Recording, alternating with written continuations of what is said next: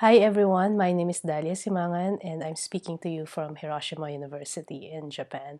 I'm sorry that I cannot join you today, but I'm glad that I'm still able to share with you some of the key ideas of my chapter entitled Disrupting the Universality of the Anthropocene with Perspectives from the Asia Pacific.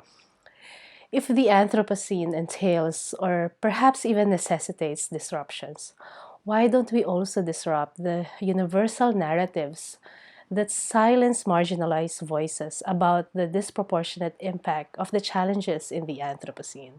And that's what I aim to do in my chapter, to challenge the universalizing tendency of this concept and infuse it with discussions about the realities of injustices and inequalities, may they be in the past or at present, but still persist in our society.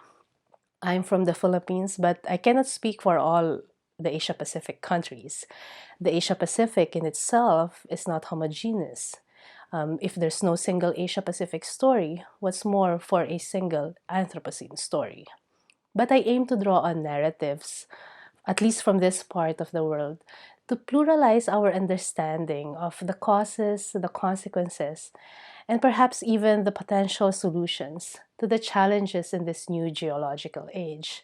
So in my chapter, I highlight the contribution of the Asia-Pacific region to the conditions that created the Anthropocene, and I also discuss the socio-ecological consequences of colonization and intra-South inequalities and how these consequences impact the capacity of many Asia-Pacific countries to adapt or to respond to the challenges in the Anthropocene.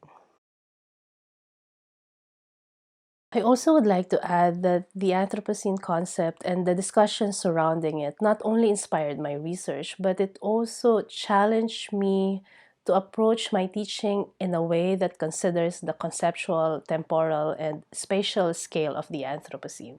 I teach United Nations peacebuilding cases and global governance, and these subjects, like the IR discipline, unfortunately, also have the tendency to be Western-centric, anthropocentric, and biased in favor of this so-called modern ontologies. This means that IR is not just a lens to understand problems, but it could also be one of the problems. So teaching IR in the Anthropocene means teaching these inherent problems within our discipline and guiding my students to identify them so that they can, in the future, shape a discipline that is more responsive to historical injustices, that is more inclusive of non-Western ontologies, and more attuned with our planet.